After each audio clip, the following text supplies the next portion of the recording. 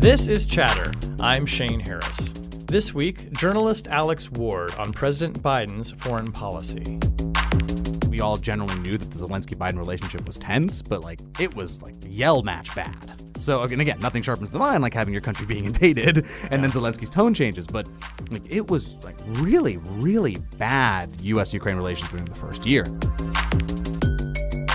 The question a lot of people are asking is all right, you're welcome to say Bibi's bad, but are you actually going to do anything about it? And I've seen really no evidence that they will. They're trying to literally make everyone happy, and we all know that doesn't go well. It doesn't work well in my life, and it doesn't work well in foreign policy. For 2024, the messaging from both presidents, sort of the meta-narrative on their foreign policy is I won't start World War III. I won't get us into a stupid war. And who can not get us into a stupid war the best? We would hope most presidents don't get us into stupid wars, yeah. Right, so but that's the level of debate now.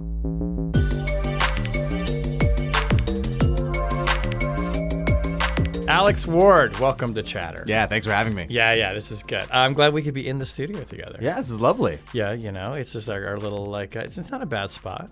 No, it's great. The name of the company, I don't know if I'm allowed to say You're it. Goat Rodeo? Goat Rodeo, it's phenomenal. Yeah. The second I saw it, I was I'm all in. Exactly. The pens say excellent stuff on them. Yeah. And so I know I'm in the right, You've come to the right place. The right tonal place for me. Yes, exactly. You've been writing about goat rodeos for the past several years. That's what we do. That's what we both do. That's what we both do. Exactly. When did we ever write a story, and I mean this genuinely, where each one of us went, this is actually kind of a good, not goat rodeo story. Where everything went according to plan? Yeah. Well, there's a story in your book where things kind of went according to plan. Yeah, fair. We'll get to that. We'll talk about the war in Ukraine. But we are here to talk today about your new book, which has just come out, The Internationalists, The Fight to Restore American Foreign Policy After Trump. How long were you working on this book? Talk a little bit about the genesis of it. You are a reporter at Politico. We write on the similar beats of national security. When did the genesis and the idea for this book start to take hold with you? Yeah, I mean, it was kind of right when Biden won, and I was thinking, everyone was talking about, well, a president always has a lot of flexibility in their first year, do whatever they want, and they were talking about domestic politics and other things. I was like, wait, that's on foreign policy too. I mean, as you well know, foreign policy is really the domain of the president, can kind of do whatever he, to this point, wants. So why aren't we talking about that? And plus, it's more interesting now because the shift from Trump to Biden is so dramatic on foreign policy, far more dramatic, really, than any other administration transition. So I started off that's how I pitched it. I was like, let's just do the 1 year of Biden. What do they keep? What do they not? And what does it sort of tell us about the state of American foreign policy today in the country? Yeah.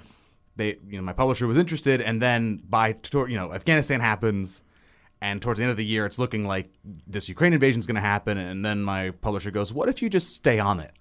Just stay on the story. Editors rarely ever tell you that unless usually it's file now. No, exactly. In this case, they're like, don't file now. Look, keep at it. And, obviously by late February of 2022, it was like, all right, there's clearly a story here. You should be on this for another year. Yeah. And I agreed. And so it's now turned into from a somewhat kind of 30,000 foot, what is this telling us about America and U.S. foreign policy, to, if I may, a Woodward style-esque inside the room, detailed account of what were they thinking, what was going on. Because that extra year actually gave me the time to kind of go back and be because some folks were able to take a step back from Afghanistan and as Ukraine was happening, take a moment to reflect on some decisions and some thinking.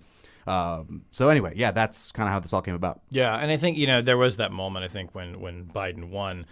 And I think people, especially in our world, were thinking, all right, now there's going to be some big remaking or reset or what. But you actually begin the book even before that with the victory of Trump and the defeat of Hillary Clinton. And Jake Sullivan, who was working on the campaign, who becomes a major figure, obviously the national security advisor in your book, kind of set the scene of the opening of the book. This is the wake of the Trump victory, and you kind of get these Obama figures in exile who thought they were going to be working for President Hillary Clinton, and now their plans have changed. What do they do next? Yeah, well, I think even just the backdrop of all this is, and if I have a bumper sticker for it, is that the Biden foreign policy is built out of trauma. I'm not a therapist, I'm not a psychologist, but that was just how it kind of all felt to me working on this for 2 years. So, Jake Sullivan is a top advisor to Hillary Clinton. He is right next to her as she's conceding, and this is a guy who, he's lived a very prominent life. He's a debate champion. He's been to Yale. He's a Rhodes Scholar. He's a very smart guy. He's called in public a once-in-a-generation intellect. And so And he's grown up as the right-hand man to Hillary Clinton and Amy Klobuchar for a little bit, but he's steeped in this traditional Democratic Party foreign policy thinking. And then there he is next to Clinton, losing to Donald Trump, who is the antithesis of all of that. Right? And she's, frankly, a paragon of it. So he kind of goes into this wilderness, this soul-searching exercise, with others, but I use him as the main character here. And he's trying to figure out, what did we miss? It's not necessarily that Trump won on the strength of his foreign policy views, but he didn't lose on them either. And so there was clearly something that resonated and something that the traditionalists, let's say, had missed. So Sullivan goes out and starts to talk to people around the country. And he's a guy from Minnesota. He cares deeply about his middle class roots. And he comes up, he founds an organization, but he comes up with this general moniker of a foreign policy for the middle class, a.k.a. everything the U.S. does abroad has to have some sort of connection back home. So why is the U.S. extending its nuclear umbrella to South Korea? Why does that matter to a coal miner in West Virginia? Or, the U.S. should remain in NATO. Why should that matter to a farmer in Kansas? He tried to answer those questions. And now, even today, as they defend the defense of Ukraine and the withdrawal from Afghanistan, they do kind of always bring it back to that general point. And this thinking vibes with Biden quite a bit, right? He's Scranton Joe. He's a middle-class guy. Biden didn't take too much convincing that this was needed. There was a symbiosis there. And so Sullivan becomes a Biden campaign person, and together they kind of create this intellectual underpinning to their whole foreign policy. How much of Jake's idea that, and others too, that a new foreign policy had to focus on the needs of the middle class is born out of a realization that Trump was speaking to, I think, a middle class in American politics that the Democrats had either overlooked or misunderstood? Completely. I mean, Trump would never put it, if I may, this succinctly or cogently. But I think when he was saying, look, we've tried to be nice to China and look what's happened to our middle class. Really what he's saying is what I think he's attempting to say is that trade policies and a focus on engagement, really since the Nixon administration with China, has failed, and it has genuinely hurt Americans. Yeah. And I think Jake and others felt that. They felt that there really needed to be a reorientation of policy towards China, and there needed to be a rethinking of trade policy, and not only for the national security space, but for economics. Yeah. And this kind of is infused throughout. So one of the questions I was always asking myself when writing this was, how much of Trumpism isn't Bidenism? Mm-hmm. Or, they prefer I say populism, I'm sure, but there is a bit of Trumpism in Bidenism. I don't think we can deny that, and which I find fascinating because, again, Biden being this, the avatar of traditional Democratic foreign policy thinking, right? He's 3 years old when World War II ends. Mm. He's grown up in the world America made. And here he is effectively adopting some ideas or at least some viewpoints of a billionaire New York real estate mogul who went on a very conservative populist route. And that's part of what they're doing is to appeal to the Trump voter. So there's domestic politics in it, but I think a genuine belief that whatever worked after World War II is that no longer necessarily works fully now and needed a software update. And that's what I tried to explain. Yeah. Do you think, it's an interesting thought experiment, but had Hillary Clinton been elected president, would the Democrats have rebooted in that way, or would you think they would have continued more down that road of pro-globalization, pro-trade, which, of course, Bill Clinton was really, the arbiter of?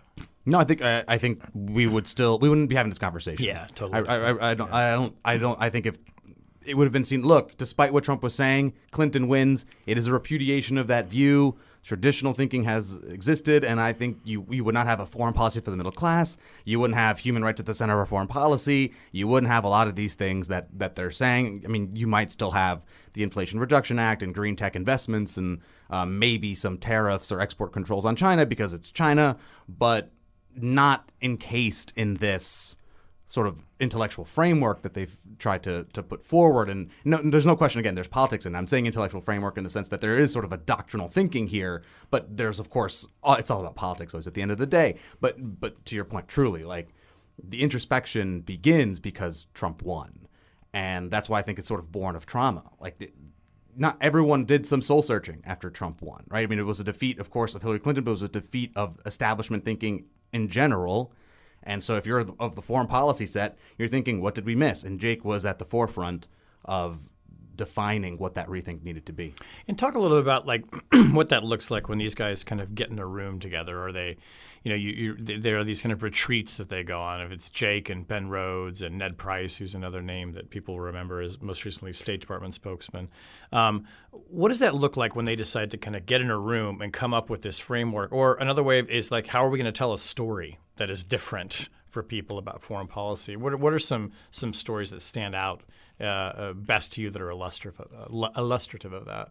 Yeah, so they, Jake and Ben Rhodes, who you mentioned, they found an organization called National Security Action. It's back, by the way. They just back and ready. They're back in action. Tanned, rested, and ready. But they're back, but their whole argument was the right has a infrastructure to create foreign policy and other thinking. The left doesn't really. I mean, Center for American Progress would disagree, but that was their general contention. And so they created this organization, which is the whole goal was we are going to almost be the transition for the next administration on foreign policy. We're going to have all these white papers done.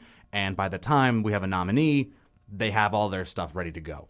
So to one of the stories, they hold this retreat in New Mexico. They're having like tacos and they're going on horseback rides and they're going to spas, but they're also having these knockout, drag-out fights over what the message should be. And in one of the scenes, you have Jake point to Ned Price, as you said, was State Department spokesperson, and Ned's like, I don't know, like Russia? Like, maybe?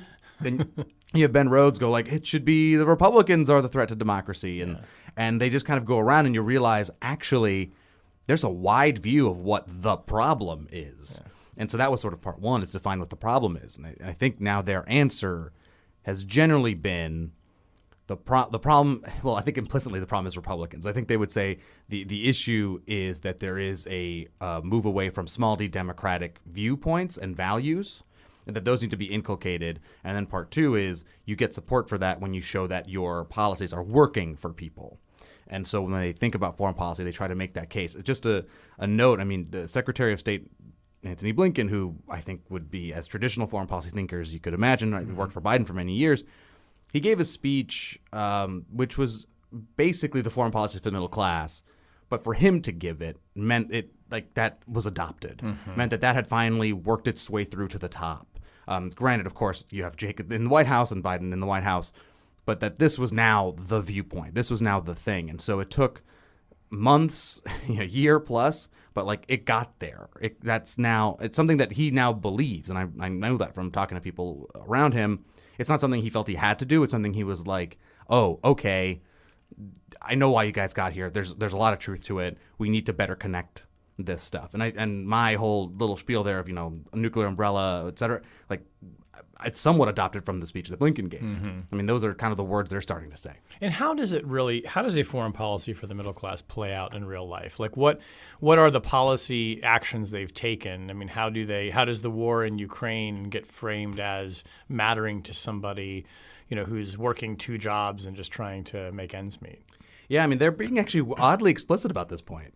So they would say, well, two points, one of which is a little more highbrow or pie in the sky than the other one. The other one's a little more tangible. The pie in the sky one is, well, if we don't stop Russia and Ukraine, Russia's going to go take NATO territory, and then we're going to be obliged to go fight them. And so therefore it's actually cheaper and better for the middle class to fund the Ukrainians and arm them so that Russia is stopped there. That's sort of the bigger one. The more tangible one is they go, well, we are sending our old weapons to Ukraine, which means we have to make new, more advanced weapons. And who's making those? People at factories in Arkansas and in Mississippi and Alabama. And so there's actually a jobs program element to this. We are making stuff in America. There are manufacturing investments that have to happen if we're going to do all of this stockpile replacement. So it's a bit of like, we don't want to send your kids to war, and we also want to give you jobs on a factory line. That is, I'm not just extrapolating, like that is explicit messaging from the Biden administration. So that is, I think, how they are thinking about selling a defense of Ukraine is in part of like, there's actually tangible economic lifestyle benefits for you. I've often wondered too, how much of that, when they say a foreign policy that matters to the middle class is, yes, they have to sell it, but what's underneath all that is I always have sensed maybe a frustration of like, damn it, you should care about American foreign policy. Like it's making Americans care about the role of America in the world after, not just 4 years of sort of isolationist tendencies by Trump, but, 20 plus years post 9/11 of America watching, us get entangled in foreign wars that seem to have no end. It's like, how do you make Americans care generally about foreign policy at all when they arguably some people just going to say, screw it. We tried Afghanistan, we did Iraq. I mean, do you think is it deeply felt policy, brain work here trying to connect to the needs of the middle class, or how much of it is also just kind of a sense of like, we got to figure out a way to sell this to people to make Americans care about something we think they should just implicitly care about? I mean, I think it's a bit of both, right? I mean, at risk of historically overstepping, I feel like we're living in like an Afghanistan-Iraq hangover, right? Kind of like a Vietnam hangover. And so it's one reason why you get Trump. It's one reason why you get Biden's whole thing here. And skipping ahead a bit, but, for 2024, the messaging from both presidents, sort of the meta narrative on their foreign policy is like, I won't start World War III. I won't get us into a stupid war. And like, who can not get us into a stupid war the best? Yeah. Like that's. We would hope most presidents don't get us into stupid wars. Yeah. Right. So like, but that's the level of debate now. Yeah. And so it's sort of interesting that like the tone of all of this has changed, and I think that that's implicit in both the Trump and Biden arguments is we're no longer going to we're not going to run roughshod around the world anymore. We've lost all of our capital, like political, economic, and social capital on these bad choices. We now have to be a lot more judicious. There's that old phrase like, we're out of money, gentlemen. Now it's time to start thinking. And I think we're sort of in that time to start thinking moment. Well, and that's actually a really good transition to like the first really major foreign policy decision President Biden has to make, which is ultimately the withdrawal from Afghanistan. Remind us a little bit about what his longstanding position had been, because he comes into this with some priors. Yeah, the notion that Biden came in being like, I'm totally open to debate on this, I think is wrong. Yeah. Look, during the Obama administration, when he was vice president, he was clear. It's time to send most of the troops home and have a counterterrorism plus strategy, a.k.a. leave a couple thousand troops behind or a couple hundred, depending on the situation, have them just fight terrorists and be done. Let's not try to create a democracy in Afghanistan. Oddly enough, the person who helped him devise that plan is a guy named Tony Blinken. So come to the start of the Biden administration, and they already have a dilemma, which is Trump has made a deal with the Taliban that the U.S. has to get out. And Biden has two strongly held views. One is that once the U.S. makes a deal with a political entity, it should be held. Even if it was the previous administration. If it was it should be honored. And the other is, I want to get out of there. We should not also discount the loss of his son, Beau, and what effect that had on him when it came to just thinking about America's place in war. But that was a big part of it. So they do have this, and anytime you talk to the NSC, and I know you do too, all they go is like, look, Alex, we have these very thorough, intense, inclusive reviews, and we're taking in all sides. And they did that. They totally did that. But it's all, of course, to persuade the president, who was unpersuadable. Right. He was already going to want out. And basically that whole review was allowing the military to make their best case to continue, and they didn't convince him. So we withdrew. And that was a decision that Biden has defended from the moment he made that decision through now. What does it tell you about Biden as a leader that even though his mind was made up, and I think you do make quite persuasively the case in the book that it was always going to be this, that he nevertheless, entertained this policy discussion? And you even recount meetings where people are putting really consequential decisions in front of him, and he said, "Let me think about it." It's like he's keeping his mind open, but it's never really that open. But what does it say to him about him as a leader that he allowed that process to occur and presumably encouraged it? Yeah, I mean, there could be something he missed, right? I think Biden is a creature. Well, I don't think Biden is a creature of D.C. He knows how these things work. He was vice president for 8 years, and I think in his mind he went, look, there may be something that was going on within the government, within intelligence that I don't know. So bring it up to me. And maybe after the time I've been out of government, maybe the military came up with a better thought on how you actually win. So let them present that to me. He gave them 4 months, like a decent amount of time. Not as long. If you recall, Trump basically fought with H.R. McMaster, the National Security Advisor, for 9 months before he made the decision to send more troops to Afghanistan. But Biden, there was the ticking clock of the Trump-Taliban deal. But for 4 months, I mean, Jake was telling Chairman Mark Milley and others, like, what do you got? Just send it up. See what the president says. And they tried. I mean, it's in the book. It's out and also in the open. There were thoughts of let's keep 3,000 troops behind, or maybe we can, delay we'll say we're going to withdraw, but we'll delay it over time, and so we can do it, more safely, and in case there's some issues. And Biden was like, no, we're out. Like, I'm done. We're done. America is done. This is a war we no longer want to be a part of. We no longer should be a part of, and we've wasted too much time and resources and people on this fight. And I have to say, the Pentagon. This is an interesting point, I think, for Defense Secretary Lloyd Austin, because Biden, during the Obama years, was extremely upset at the Pentagon, quote unquote, boxing Obama in, leaking plans, making it look like he had to send troops, and if he didn't, he was ignoring the Pentagon. And here you have Austin, knowing he's overseeing a Pentagon that wants to continue the war, that wants to stay. And the second Biden makes the decision, Austin tells his people, like, you've made your case, time to execute, and keeps a lid on it. Now, of course, all this stuff has leaked out that these are the plans they wanted, but like a relatively quiet Pentagon, a relatively kind of acquiescent, like, all right, like the president made the decision, here we go, and no real griping, at least in public, about it.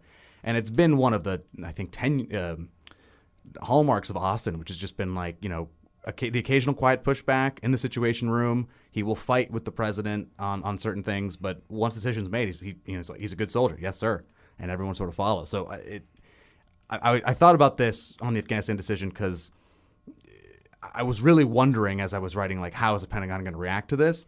And they went full throttle. They're like, all right, speed is safety. We're out of here. Yeah. And so anyway, I know that's a bit of a digression, but I find that bit fascinating because it was a truly different atmosphere than it was in the Obama years and even the Trump years. And it's so interesting that, it makes me think that because Biden gave everybody the chance to be heard, to have their piece, and everyone was heard, and everything was considered from all the different angles, that maybe it makes implementing for the Pentagon and military leaders the decision that they wished he wouldn't take, it still makes it easier to implement because they had their shot, right? It's not as though he said, we're doing this and I don't want to hear it. He heard everyone out.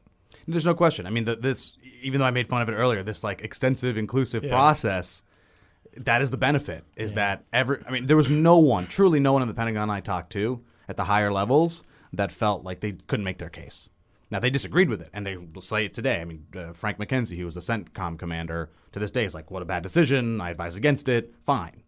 But in the moment, he felt like it's not like I didn't get my point across. Everyone knew. Everyone knew how I felt. The president, Jake, the secretary, everyone knew how I felt and what I advised, and I wrote memos. Scott Miller, who was the head of the Afghanistan mission, same thing. They all felt like they'd got their point across. The president just didn't agree. They didn't convince him, and that the president's elected, and he makes the call, and the civilians are in charge. Yeah, and of course, one of the reasons why I think people were so quick to criticize the decision, of course, is because the pullout is visibly disastrous, right? We all remember the images of people trying to jump on the wheels of planes, falling off of planes, of the horrible suicide, bombing, of people who worked for the United States being left behind. You write very evocatively and movingly in the book about people essentially having to play God, deciding who gets a visa to get out and who doesn't. Talk a little bit about that reporting, because in the midst of it, we were all watching this on television. We were all frantically trying to figure out what the hell was going on. You've had the benefit of kind of stepping back and, trying to assess all of it. What are your best explanations for why that pullout was so chaotic? Or was it not as chaotic as it may have looked, and people always understood that it was always going to be bad, and what you're just seeing is the crappiness of an inevitably crappy situation? Yeah, I think I've probably nuanced this to death, so I'll do my best. I was always holding two seemingly contradictory thoughts in my head, which was they pulled off the greatest airlift in human history, and one of the great escapes, if you will, not perfectly, but one of the great escapes, and we all saw what we saw. How do you reconcile the two? And the answer I stumbled upon is too informal, but the answer I think I came to, and it's still a somewhat fluid historical analysis, but the decision to withdraw, even though we just talked about Biden and his priors, others were convinced that when they were saying, okay, if we leave, what do? We have Afghan allies there. and we have our troops. How do we all get out safely? Well, they were told, well, the intelligence tells you have 18 to 24 months before the Taliban takes over. So that's not to say that the administration dilly-dallied in making all the plans, but they felt they had a lot more time. Of course, we all know that they didn't now. And so I think they improvised pretty well. They kind of like Wayne Brady'd their way through not to put too light a picture on it, but through the withdrawal. And there are these moments where you go, a guy I profile in the book is named Sam Aronson. He is a young guy. He's just literally on the front line of the airport making life or death decisions. Either you get in by yourself and leave your family behind, or you stay here with your family. In a moment like that, you can't say the policy's working, right? And the policies would change on who they could let in all the time, and people are getting frantic calls. And of course, we know about the 13 killed service members. So the conclusion I come to on it is it was always going to be chaos because it was a 20-year. Of course, they've been at war for 20 years. It's the Taliban's in charge now. It was always going to be chaos. Did it have to be that chaotic? It doesn't seem like that's the case. They had the time. They thought, or they acted as thinking that they had the time. They didn't. Things were being improvised, of course, and then they still got all those people out. So it's a decent improvisation, but it didn't need all of that. So with a bit more thinking, so this was actually one of the questions as part of the reporting I'm thinking, I've read some news stories. I'm not a great Afghanistan expert, but all I'm reading is the Taliban's outside the city, ready to move, and they've been planning for this for a long time. Why is no one questioning the 18 to 24 months? And the answer I always got back was, well, that's, one, and intelligence better than I do, but that's one assessment. And also, that always gets revised. But okay, all well and good. But at the time of the decision, it was 18 to 24 months. So it's fine that the intelligence, shrunk the timeline later, but the decision was made. So all this to say is that I think Biden had his view. No one really questioned the timeline, and things just had to be done on the fly. So unfortunately, the withdrawal was as chaotic and deadly as it was, but it could have been worse. It also could have been better. So I'm sort of in this weird in-between space where I don't have a brilliant answer here other than anyone who tells you it was a bad withdrawal is overstating it, and anyone who tells you it was a good withdrawal is just clearly ignoring a lot of facts. I always thought, too, that when Biden – I think he did a national address not long afterwards, and it always struck me that his attitude and his posture was sort of like of a parent saying to their kids who've been complaining, this was always going to be hard. Quit your bitching and go to sleep. I mean, it really was. He owned the decision. I do think is to his credit in the face of a visibly chaotic event. He owned it. He didn't try and shirk the blame publicly on anybody else and say, oh, the CIA screwed up because they told me that it was going to be 24 months or whatever. I mean, am I wrong there? I mean, it seemed like he kind of just said, it's my decision. I made it. We're moving on. Yeah, no question. But it was so at odds with his whole persona of empathetic Joe, and he cares about people, right? That's right, yeah. And it was this weird split screen where fine, you're welcome to make the strategic decision that it doesn't make sense to be in the war anymore. But you're saying all this kind of callously as all of this chaos is happening around the world. So it was just this weird moment. And if you're Sam Aronson at the Kabul airport, you're seeing that and you're going dude, do you not see where I'm at right now? I'm seeing people die in front of me. I'm seeing people defecate in front of me. It's a horrible scene out here. Yeah. People with people are dying from heat stroke or fainting.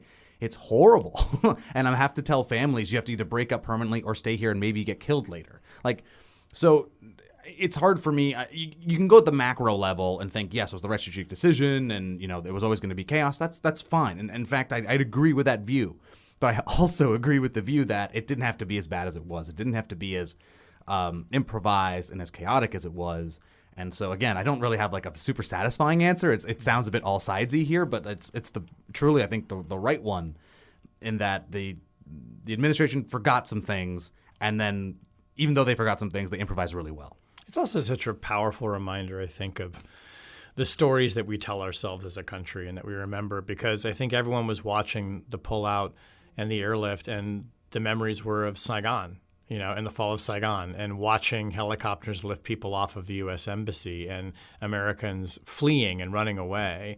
And I think that's of course the image that everyone has in their head, and it becomes inescapable, even if the facts don't necessarily neatly mesh up with that narrative.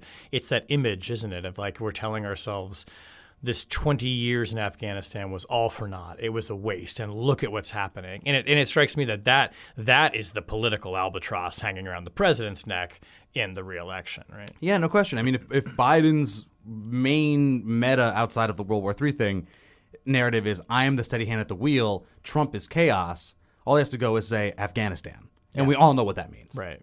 I mean, it's a bit of marketing, but like when you think of Afghanistan, even me, I remember those scenes of the plane. I remember, my conversations with Sam. I remember the videos that I saw. I remember the Taliban sitting in the like Afghan presidential palace, just like even they looked stunned they were there. Like,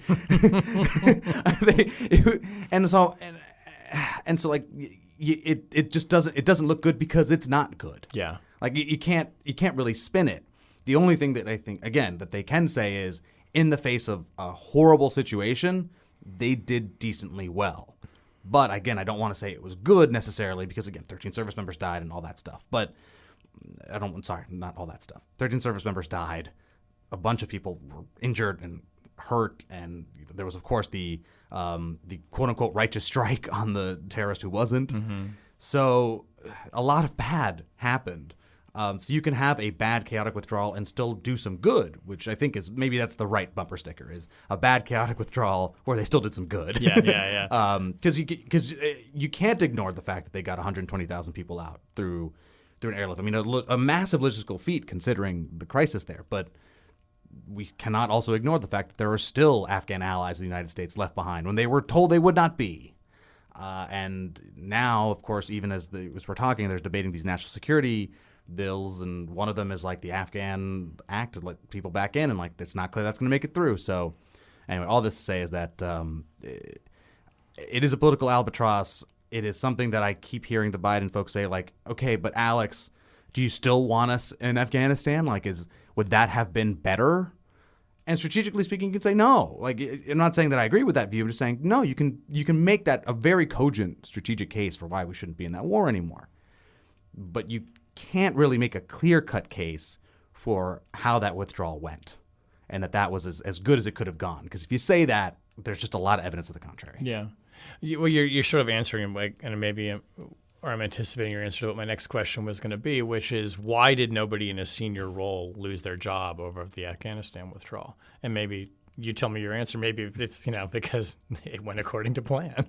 But why did nobody... Why was no one sanctioned for that? I mean, including the flawed intelligence assessments, arguably. I think you answered the question, where it's like Biden went out there and owned it. Yeah. This is my call. I don't think anyone. I'm sure no one told him, and I can't say that I actually have true evidence for this, but I'm sure no one told him, "Hey, Mr. President, if you say we withdraw, it's going to go clean." I'm sure the military. Yeah, no. There's no way. I'm sure the military. And even if they had, he would have said that you're full of it. Of course. So I'm sure he anticipated. Yeah. Some level of chaos, and even then still made the decision. So you have to kind of give a bit of a hat tip there. So I think just he owned it, right? And if he owns it, it's like, this is my decision. I took it, and I had done a 4-month review, and I pushed it prod, like, who are you going to fire?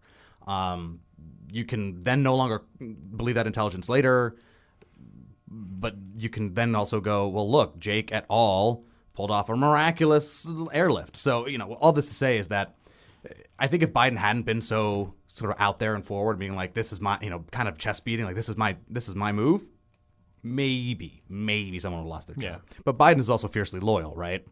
And I don't think no one really betrayed him. They executed his policy. Yeah. Well, the administration doesn't have to wait too long to go from, what looks like a loss, even though maybe it's a win, but it's a mixed bag in Afghanistan, to what seems to be a much more decisive win with the war in Ukraine, which is I don't mean to frame the war in Ukraine as a win, but their response to it, we won't go into all the details of it, but I mean, people will remember the administration was publicly warning people that Russia was about to invade. They were selectively leaking intelligence to the press, including to me, which you write about in the book too. Thanks for the shout out. Of course. But really, I mean, called it. They said he's going to invade. They anticipated it. They got it right practically down to the minute that forces were going over into Ukraine. And I think importantly, the administration marshals an international response of outrage, condemnation, sanctions. The West is standing together in the face of this aggression. Take the 80,000-foot view on this. What is working differently in the administration with Ukraine than worked with Afghanistan? Or is it just the same machine working? It's just that Afghanistan was always going to be crappy and Ukraine presented a much clearer path to success for the United States involvement.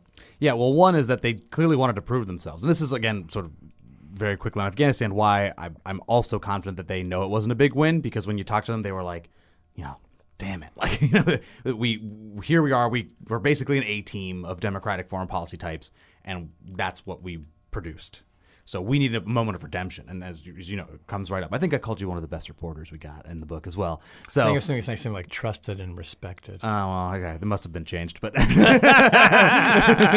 he's okay. He's fine. Well, you are trusted and respected. Anyway, I don't like that you memorized it.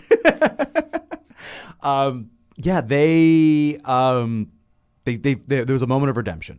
Yeah. And it comes very quickly. I think to your question more specifically, the 80,000 foot is the intel was so much clearer. Yeah. Right. Yeah. You have the 18 to 24 month timeline versus this thing is happening. It's happening, and we can see it happening. So that sharpens the mind. Right. And then they all mobilize and they go, okay, well, let's try to dissuade them through diplomacy, and let's also tell our allies what's going on, and let's figure out a public communications plan, and let's get some intel out there, and let's set up a list of punishments and a schedule and how we can all coordinate, because they could see what was coming, and so that just makes it a lot easier. That said, just because you can see what's coming doesn't mean you produce a good policy. I mean, they just had the benefit of a really good, clear head start. And you go into some detail in the book too of, it's not as though this administration started off thinking like Ukraine is our ally, they're our best friend, we're going to stand with them. I mean, you have this great, accounting of Zelensky coming to Washington to meet with Biden. It's almost like Biden is just like, kind of half-heartedly kind of entertaining a meeting with him. I mean, just sketch out a little bit about when Biden comes in, what the U.S.-Ukraine policy is. It was keep it off the desk. Like, even before that, there was a Biden-Putin meeting in Geneva, and the whole point of that meeting was, hey, you do the solar winds, you do the interference, you do Ukraine, knock it off. We will push back on you when you do. And the Biden team left Geneva like high-fiving, like, we did it. He gets our red lines. That's in a box. And then he meets Zelensky, and he's basically like, hey, I talked to Putin. We're all good. We're all set here. And I know your country's being invaded right now. But we're pretty set here. And Zelensky's like, all right, I mean, you should still want to defend Ukraine. We're still being, we've been invaded. We still have little green men in our country. And there was this genuine feeling in the Ukrainian camp that Biden just didn't care about them. The fact that he meets with Putin first, even though he calls Zelensky, but the fact that, he's just not talking about Ukraine. And even though he's out there talking about the defense of democracies, Ukraine's just not really at the tip of his tongue. Dealing with Russia is. So there's just this sense that like this comedian over there who's leading that country, just not really at the level.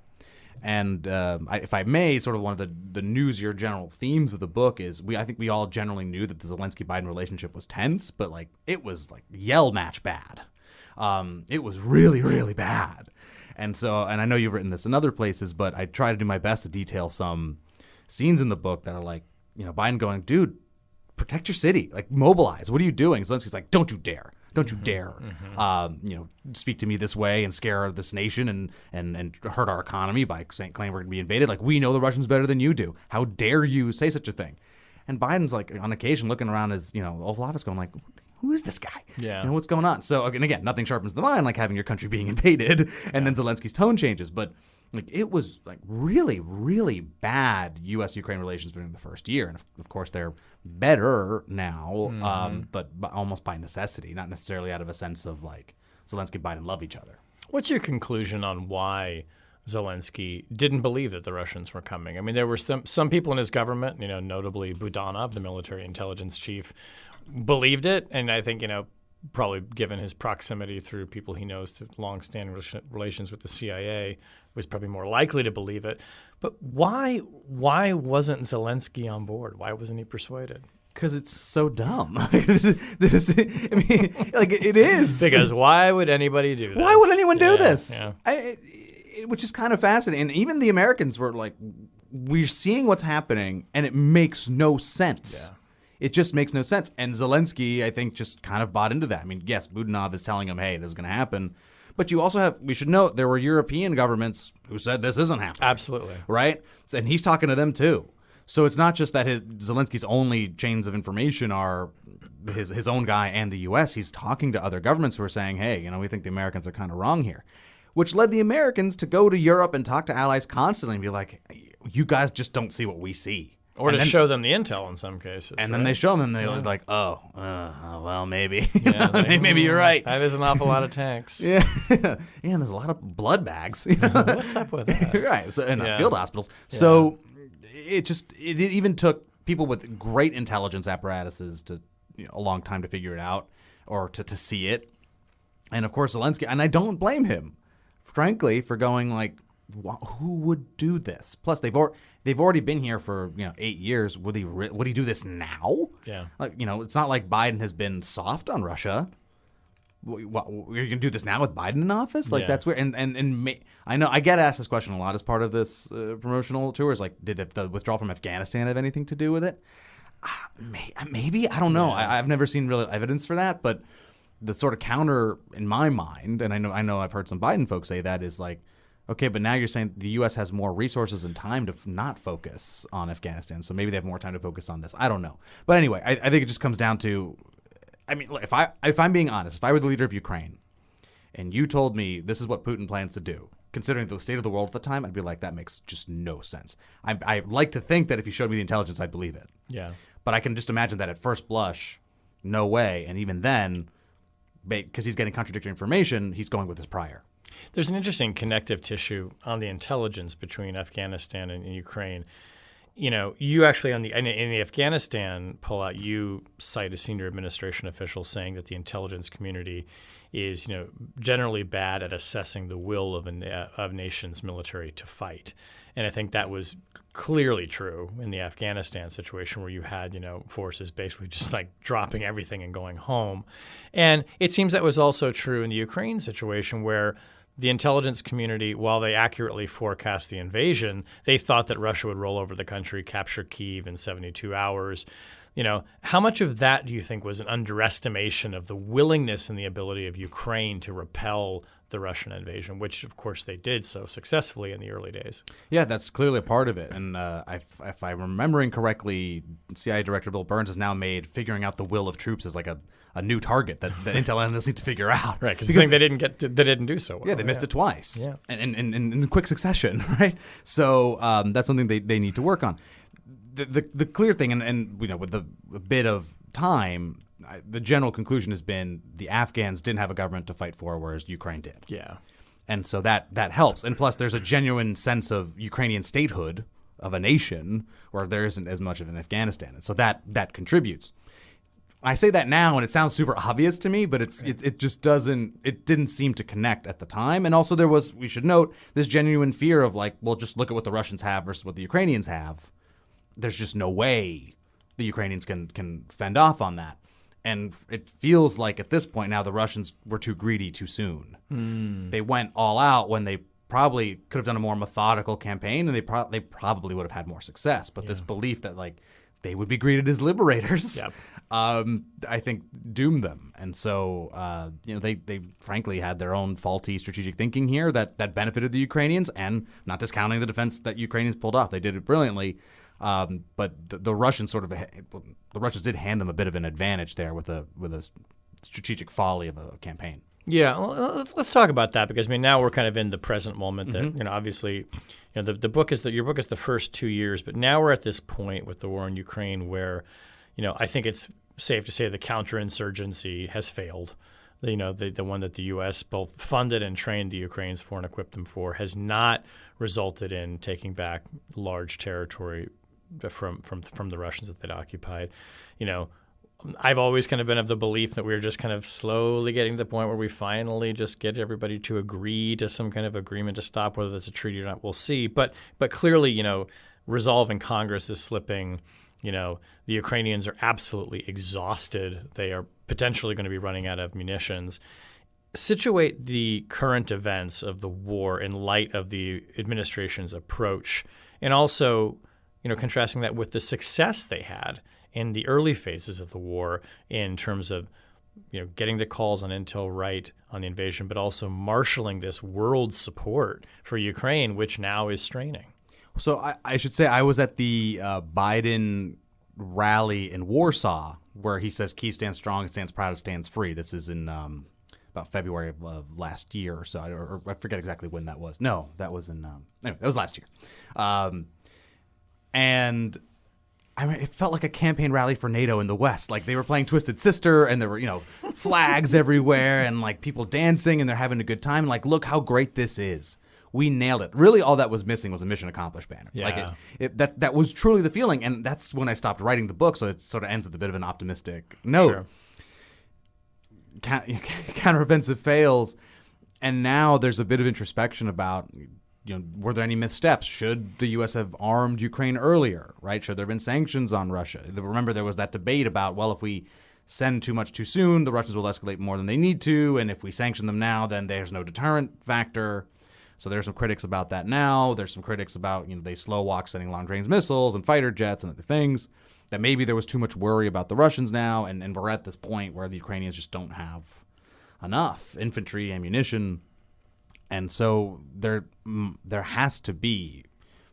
I'm not saying that the administration will, move away from Ukraine or not defend it anymore or not support it, but the sort of optimistic nature of they're going to win, like they're going to win. I'm not sure that's there anymore. No, I don't think it is either. And so now it's like, okay, well, how do they win the most?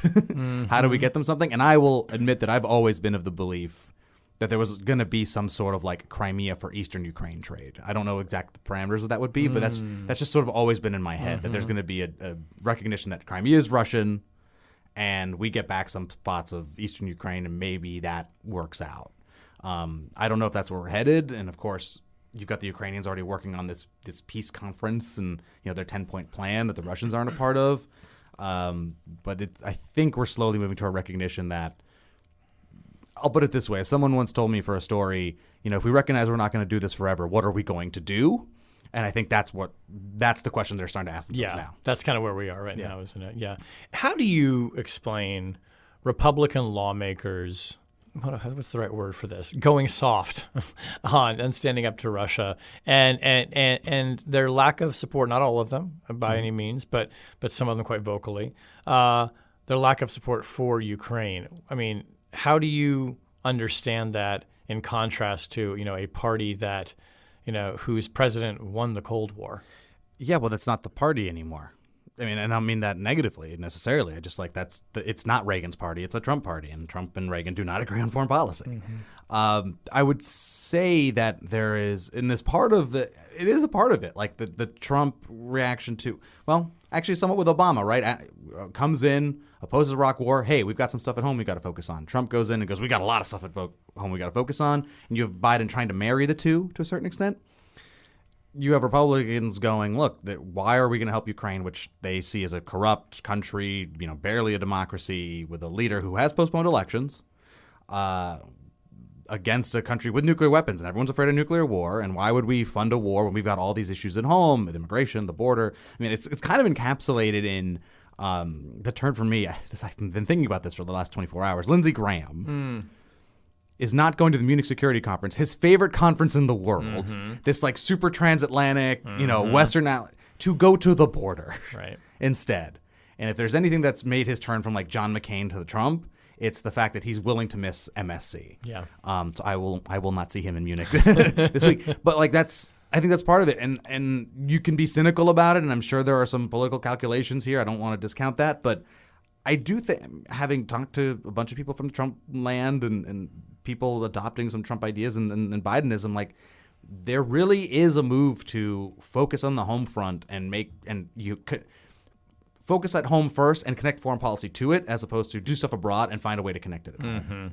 And so I think Republicans are just more turbocharged on that than Democrats are. And I think there's also the element, I mean, Trump is obviously running for president. He's not been elected, but, Trump despises Ukraine. I mean, Trump thinks that Ukraine interfered in the election against him and not Russia in 2016. And it strikes me that, I think we're not yet thinking about that, and maybe as reporters we're certainly not writing about it, but that is going to become a hugely volatile element, I think, in all of this as Trump becomes the nominee, presuming he is the nominee, that this is not someone who is pro-Ukraine in any way.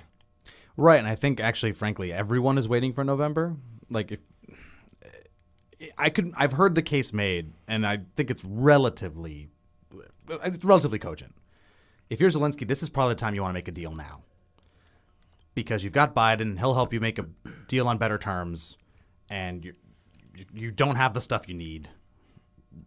Russia's about to mobilize 500,000 people. Like, maybe this is the time to do it.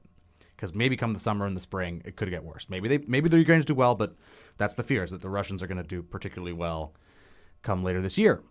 And if Trump wins, it's not going to go well for you, because I don't think Trump's going to help out Ukraine too much. He just wants the war done, and he wants to say, I helped end the war. Regardless is too strong, but he probably won't care too much about the terms as much as, let's say, Biden would.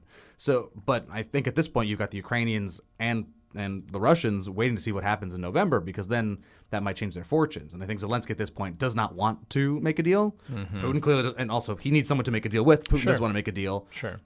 So we're in this weird, deadly holding pattern until November, it feels. Yeah, right. Jeez. Let's talk about some more about some current events while I have you here. Yeah, please. All right, so the war in Israel is entering its fourth month now. You've spent a couple of years now thinking about the Biden administration's approach to foreign policy. If you had to write the Israel war chapter for this book, what would you be thinking about right now? So there is an Israel chapter in the book, and which is earlier Israel chapter. And there's right. So Israel and Hamas fought in 2021, and it was an 11-day thing. And it was an 11-day thing in the Biden administration's mind because of the strategy they employed, which was, hey, Israel, we get it. Defend yourself. Do what you got to do. Hamas had launched rockets initially. Do what you got to do. Defend yourself. And then quietly they were like, you guys got to calm down. You guys got to not do too much here. Let's not overstep. And on plus progressive pressure, so Biden could go, hey, I'm like, my left flank here is you guys are losing on that. That worked, and they attribute one of the reasons why, if not, they mostly attribute it to that strategy. That's why Netanyahu sort of calmed down and stopped the war after 11 days. They tried it again, right? Of course, October 7th was brutal and horrible. 1,200 people died and were killed in horrifying ways, and so it's a bigger scale. But they effectively employed the same strategy. Yeah. If we literally hug Bibi, literally hug him. Help with the pro-Israel bona fides, and then start to criticize more quietly underneath and try to get some suasion with them. And it hasn't worked for a couple of reasons. One, of course, the genuine trauma of the attack. Two, the politics in Israel are tougher with his far-right coalition, and also the fact that the public is behind the war, right? I mean, it would be an unpopular thing to stop it. Yeah. And our public and their public. Fair enough, exactly. And the other issue here is that, the Biden administration would think it could go worse if they had no real sway over Bibi. And so by still being friendly with him, they can at least get Israel to think about, okay, well, how do we get civilians out of Rafah? Or, how do we not bomb everything? And you'll hear, the administration's been explicit about this. The Israeli campaign would have been way more all out had it not been for us. So I'm sort of thinking of this moment, not to bring up Lindsey Graham again, but there's this moment where people ask him, like, why are you so close to Trump? Why do you defend him so often? And he basically said, so I can have sway with him. And we're kind of pursuing a Lindsey Graham strategy with Israel. Is like, we're not agreeing with everything they're doing. We don't really like it. And we're telling them that in private. But if we break with them, then Israel's going to be like, well, what do we need America for? And it's interesting to me that everyone asked the Biden administration, like, why aren't you guys sanctioning some members of the administration, of the government there, or like withholding military aid? And it's Like, it doesn't even feel like it's under consideration. They know what the levers are. Yeah. But they're not pulling them because they think it might actually make it all worse. Yeah, and in the meantime, you see these every day, the drip of stories saying Biden previously very angry at Netanyahu, saying bad things about him privately. They're letting that get out. I mean, as a way of, I think they think it's a way of somehow putting pressure on Netanyahu. But to your point, I mean, I think unless the administration did something like withholding aid or withholding critical parts for aircraft or something, I think the Netanyahu government is looking at this being like, you can say all this you want, but you're still with us. Yeah, and it could be to pressure Netanyahu, all these leaks. It could also be to quiet down the left flank. Yeah. It could be to quiet down criticism, like, hey, it's not like we like the guy, Right. Well, it's like John Feiner, being revealed that he privately told, Arab American groups, that we, there were some early flaws in our approach to how we handle this. So they're doing a little bit of mea culpa, aren't they? And there are politics involved, right? Sure, absolutely. You need Michigan, and you need progressives to come out and vote for you, and what's very likely to be a tight election. I mean, there's a lot of that here. I just find there was a bit of my own mea culpa here in which. So Biden gives a press conference. This is a bit ago, and where he says, "Hey, this Israeli response has been over the top." Yes, and people are focused on he slipped Mexican President Sisi when he's really the president of Egypt. Fine, and I on Twitter or X or whatever the heck it's called now was like, "Hey, actually, the over the top thing is the most consequential line." Sure. And I had some people reach out to me and go, "Well, is it? I mean, sure, he said it's over the top, but what are they going to do?" And that's a fair question. And the question a lot of people are asking is like, all right, you're welcome to say Bibi's bad and he's, his government is awful and they've gone over the top, but like, are you actually going to do anything about it? And I've seen really no evidence that they will, other than sanction for people in the West Bank for violence, which is not a small thing, but is it like historically important? Is it going to break the relationship? No. And so they're trying to walk this line of like they're trying to literally make everyone happy, and we all know that doesn't go well. It doesn't work well in my life, and it doesn't work well in foreign policy. Yeah. I was in Israel last month for reporting, and it was, they love Joe Biden in Israel. He's a rock star. So, I now haven't been back in a couple of weeks, so I don't know whether or not the, over-the-top line resonates with the public there, but there was no sense that I got just in talking to people, whether in the government or just on the street, that, they thought they were at risk of losing American support. So, it's to your point, it's the line that Biden has to walk right now. I want to ask you about Lloyd Austin, who is back in the hospital. Poor guy. Yeah, he is poor guy, yes. Guy. I hope he gets better. I hope he gets better, too. But how do you explain his decision to keep his cancer diagnosis and his hospitalization a secret? Oh, man. I will tell you, this is not to brag, but like, since when I was being told this, when we were breaking the story, I was like, it just doesn't feel right. Like, how could this be true? And the more people I talked to, they're like, yeah, we didn't know. It's like, I was telling my editors, like, this is clearly true, and I don't know how it's true. So excuse my still genuine. I'm like still processing those moments. It's pretty crazy. Yeah. It's wild. He's a private guy. Yeah. He's a private guy. He understandably he's got a horrifying diagnosis. It seems like his prognosis is good. And good, thank God. But he's a private guy. He doesn't necessarily want to talk about his stuff out there. Although you do sacrifice that privacy when you are a figure of some importance, which he is. I have a bit of a story. Years ago, when I was an Atlantic Council think tank program assistant, we were running an event, a thing called Commander Series, where we had 4 stars and et cetera people come in, and he was the CENTCOM commander at the time, so he was coming in and he was going to give a speech, and like the day before, well, we sent them the press list and like who was coming, and then they go, "Oh, we don't want this televised." I'm like, why wouldn't you want it done? So, we thought this was an academic discussion, and the general doesn't really like to, be so open with it. And it's like, he's a 4-star. He's he's a grown man. He's leading American operations in the Middle East. He should be able to speak openly about it. And it was a big fight, and the Atlantic Council in the end decided that the cameras would leave per their request, but reporters could still be there. And then that leaked out, and it became a big thing for him. And then you realize that, like, one, he's not that dynamic a speaker. I'm not trying to knock him. He's just not. He's not comfortable. No, with he's not comfortable. He doesn't like it. He's a private guy. And then, like, he still remembers, being in front of John McCain and being wrecked publicly for, he was in charge of the Syria training program, and And McCain's like, how many people have you trained? And I forget the number, but it was like 8 or whatever it was. Yeah. And McCain's like, really? Like after all this time? So he's just a guy who's never really had a great experience out in public. And I will say, he's in the same way Biden owned Afghanistan, he's owned this. He's like, I didn't say anything. It's on me, not my team. I still have some questions about the team, truthfully. But like, man, that was his call. And then when he gave a address when he was back in the Pentagon talking about it, he was like, look, I missed an opportunity to talk about a public health issue and one that has some racial components as well. Yeah, of course. So now I feel like he's owned it. And now, I mean, I feel like the Pentagon is going to announce anytime he puts on a Band-Aid. Totally. I mean, they put out on Super Bowl Sunday, putting out the statement about the bladder issue. So they wasted no time, it seemed like. Back to Biden in Afghanistan, something more current. Obviously, the special counsel, has come out with a report about classified documents and materials that were found in Biden's possession. A lot of the material that he took with him from the White House had to do with Afghanistan and his legacy on Afghanistan and Pakistan, stuff he shared with his ghostwriter.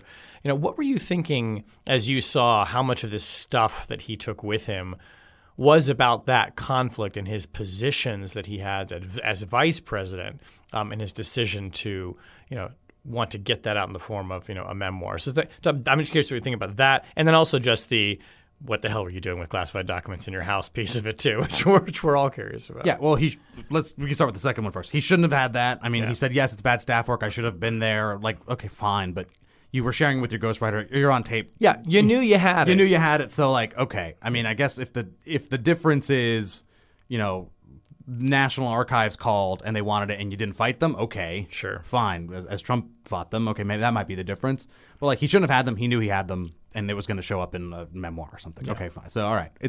It was bad. There's no denying that it was bad and it should be called out as such.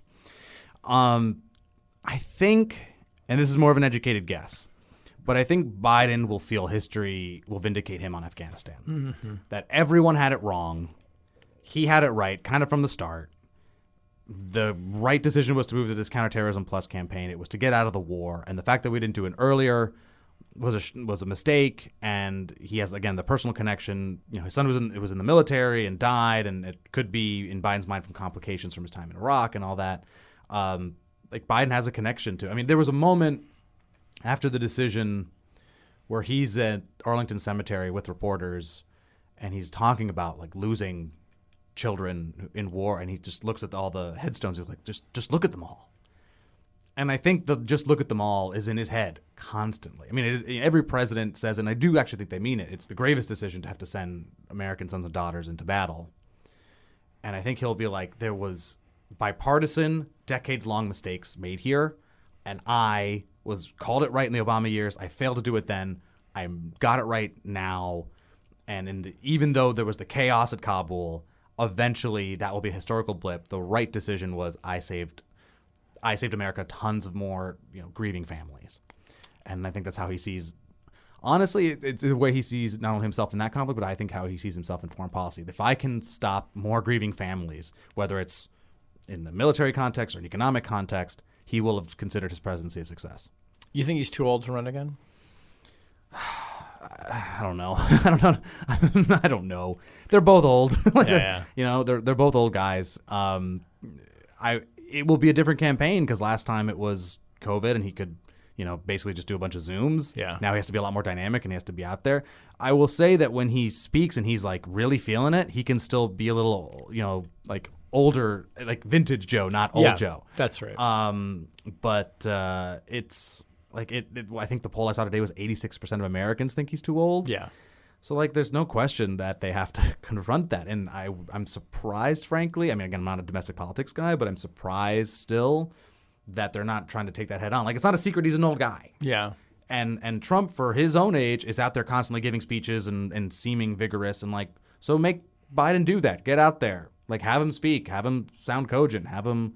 And if they're worried he's going to make too many gaffes, then that's just who he is. That's just Joe Biden, right? Well, that's the thing is now it's is he just Joe gaffing or is he gaffing because he's old? I think that's sort of the question now. I thought that her report, which I think understandably the White House thinks that a lot of the references to his age and forgetfulness were unfair and gratuitous, but that just underscores the degree to which this is such a a political vulnerability for him is because it is now set in people's minds, and it already was, that that he's too old for the job. But not that I'm not saying that your book is not trying to make the case that he's not too old for the job, but your book makes a pretty compelling case that he's very involved in American foreign policy and decision making, which strikes me as a pretty good indication that temperamentally he is doing the job. The thing he knows the best is foreign policy. Yeah. I mean, you don't have to agree with him on his views, right? Robert Gates certainly doesn't. Yeah.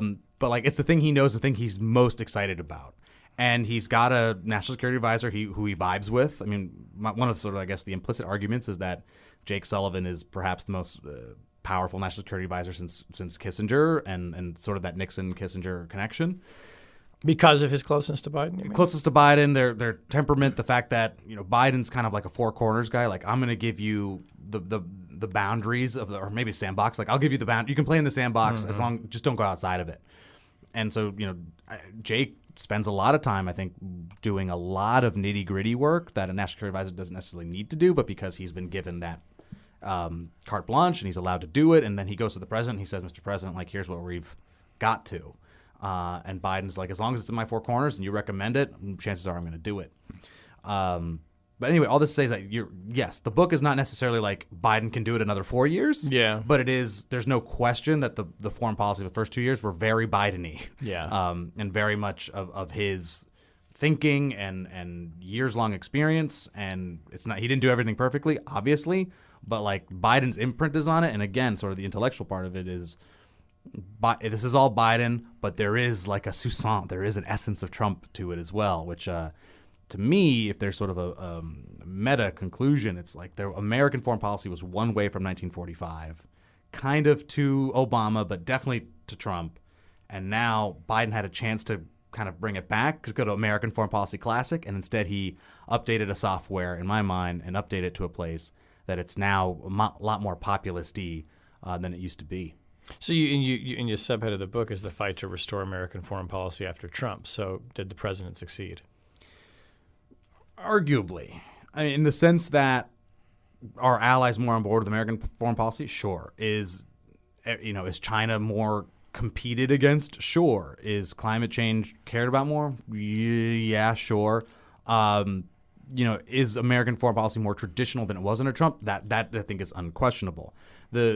But what I think is fascinating is the most, democratic foreign policy types realized there was virtue in a Trump foreign policy. That there was meat on those bones, that there was a real need for it. And yes, there's a lot of Trump just like flying, off the, just kind of going off the cuff and whatever. Mm-hmm. But whether staff work or also just, his critiques came from a real place.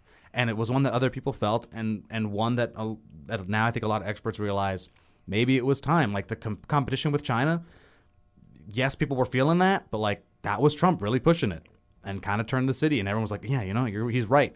So you do have the Biden folks go like, yes, the last administration diagnosed the problem, but they had the wrong solution. Well, yeah, yes, you work with allies more and whatever, but like you're doing a lot of the same stuff. So if Trump wins, do you think he will undo a lot of Biden policies, or do you expect more continuity? I would say the two biggest changes would be, or my three biggest changes would be Ukraine no longer is defended, climate change not a thing, and probably be a lot friendlier with autocrats.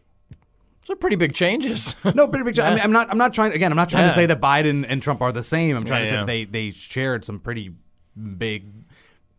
They share the same general underlying assessment, which is there needs to be more of a connection with the domestic front and more focus on the home front.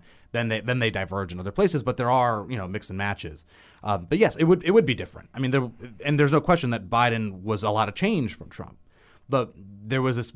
My initial belief going into this was it would almost be a firm break. It would almost be full change, and there was a lot more continuity than I expected, and there would be a lot more continuity than I think people would expect in a Trump 2.0. But there's no question that the changes are big changes. Yeah. What do you think of Trump's recent NATO comments? He reportedly said that no, he didn't reportedly say he said it. He said it. I forget sometimes he just says it. He says it. That basically he told a leader of a big European country, not sure which one it is, but if you weren't up on your dues, not only would I not defend you if Russia attacked you, but I would encourage Russia to attack you. I was surprised that the media was surprised. Like this Yeah. is he's been saying this for a while. Yeah. I actually thought the bigger news of the weekend was him saying we're going to stop giving foreign aid to everybody and they're all going to be loans. That's a wholesale change in how we do that. That'd be completely different. And that's totally new for him. It sounds like he's trying to outdo Nikki Haley's whole thing of like, we're not going to give $48 billion to countries that don't adopt American views. And now he's just like, no, we're just not going to do foreign aid, period. Yeah. Any country has to give it back. So that to me is actually a bigger change on foreign policy. Like I'm not saying that it would be inconsequential if the U.S. did nothing after a Russian invasion of a country that didn't pay dues. I had this joke when I was I told only a few people, but I'll say it now. Go ahead and tell thousands. Yeah. No, but it was like it was when I was doing a lot of Trump analysis in my previous my pre-journalistic life, and I was like, Russia invades a country. And, Trump's in the Oval Office and they go, Mr. President, X country just got invaded. And he goes, show me their spending charts. And it seems like that joke is not super jokey now. Now we have to say, because Trump just says things sometimes, like, would he genuinely say if the Russians go into Lithuania or Estonia or whatever, or Poland, would he just sit by and I can't imagine the pressure on him to do something and on people around him to do something would be so strong. And he's pushed back on Russia a lot, despite all of his, Putin stuff. Like his administration did a lot to push back on. Yeah, on they did. Russia. They were quite tough on Russia. So it's not unreasonable to believe that this is a classic Trump thing of I'm going to scare the Europeans into spending more. Right. But if when the rubber hits the road, I'd actually do something. But the fact that he says it at all undermines. I mean, the alliance in general. I mean, as many people are going to say, well, he can't withdraw the U.S. officially from NATO because of the Senate thing, and also it's hard to do. Okay, but the whole point of NATO is Article 5. An attack on one is an attack on all. And even if you signal you're not going to do it, then the sort of the raison d'etre of the entire organization it goes away. Totally. Okay, while I have you here, I would be remiss if I did not ask you about something completely off the foreign policy track. Let's do it. Which is your Dobbs scoop. Sure.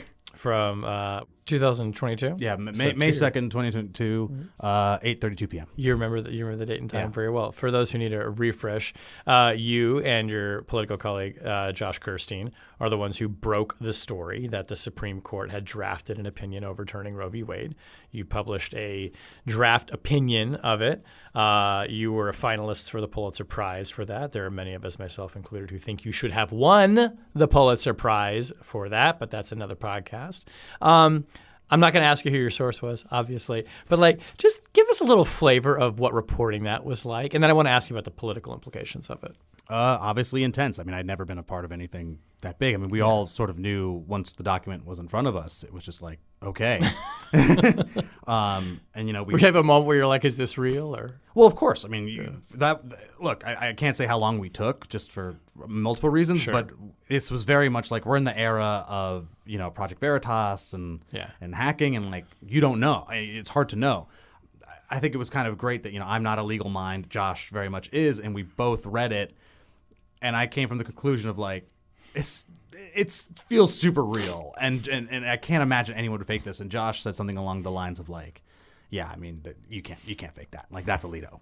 He's someone who's covered the Supreme Court knows it. He's that's who it is, and it would require the greatest fake document job of all time to pull that off. Yeah. So then it was a matter of okay, well, there's some formatting stuff and whatever, and let's figure this out.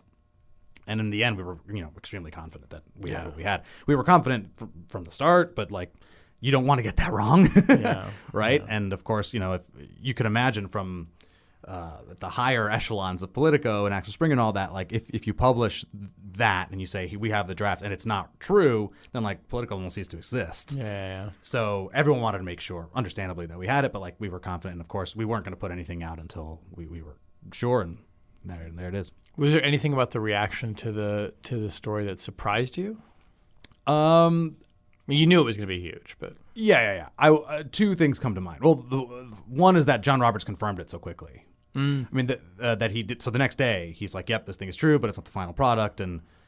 look, Josh had been saying the whole time, like, we expect the Supreme Court. He expected the Supreme Court not to not say much because they don't. And or he was like, that's too strong. He's like, don't expect them to come out like and sort of confirm it. Yeah, exactly. That's better. Sorry, my memory's a little fuzzy about it. Of course. But it was more that.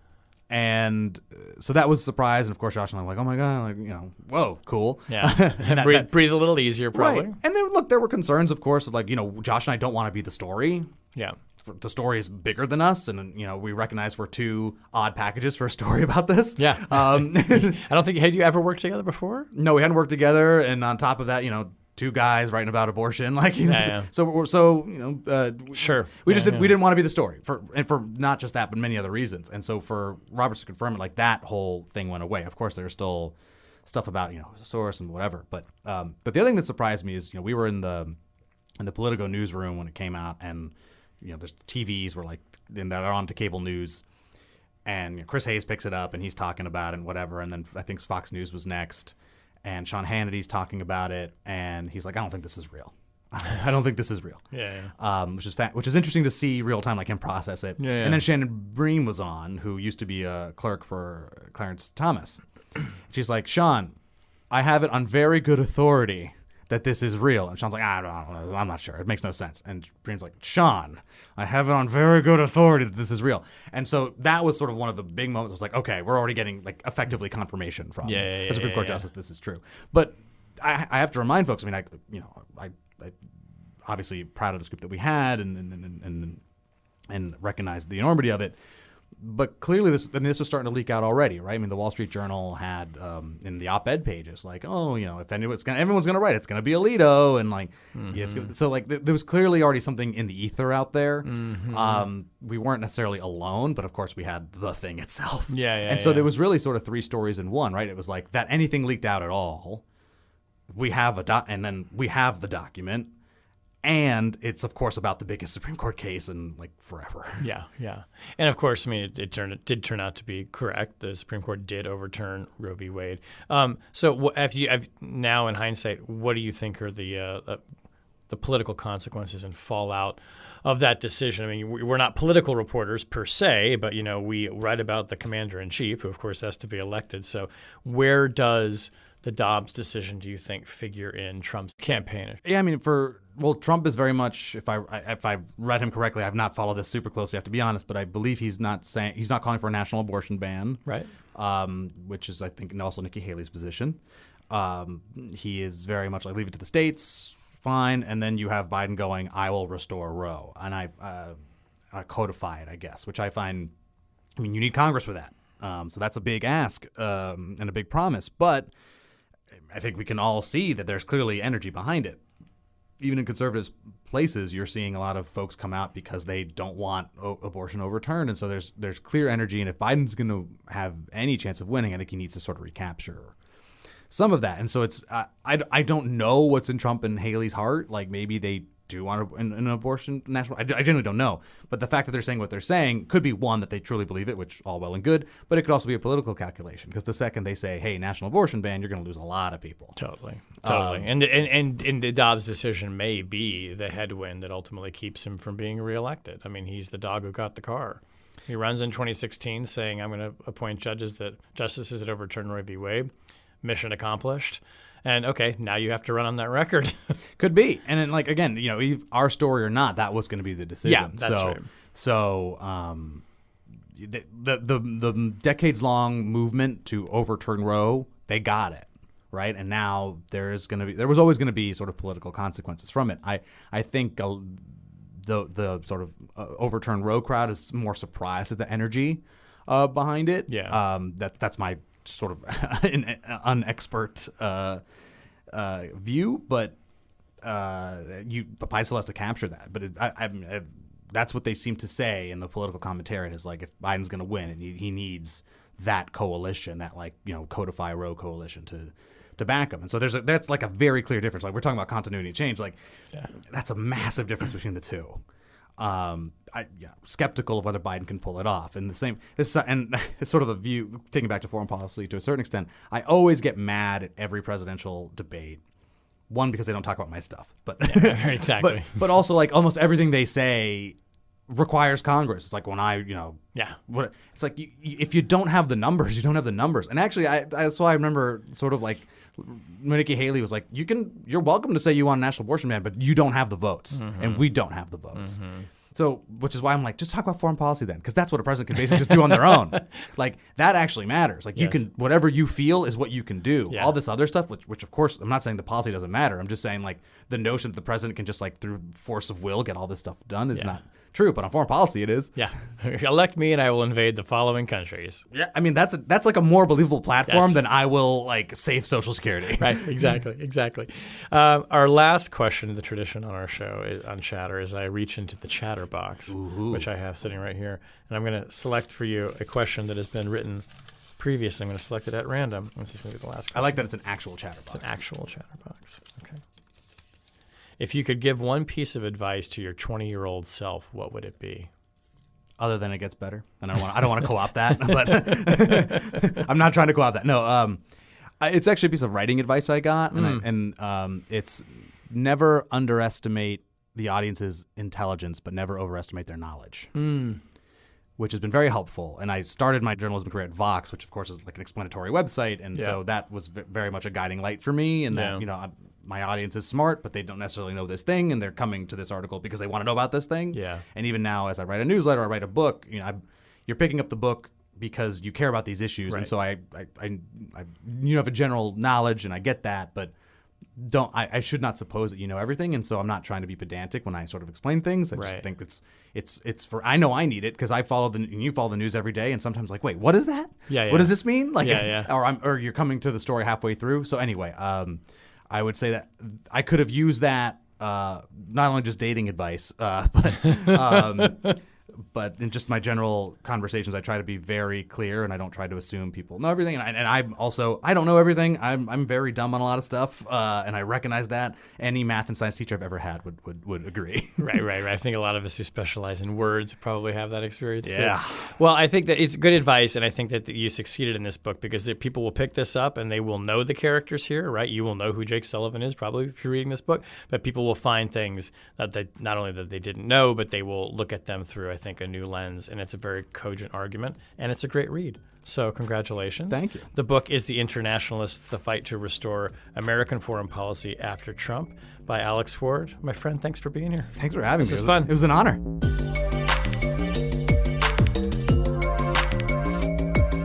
That was Chatter, a production of Lawfare and Goat Rodeo.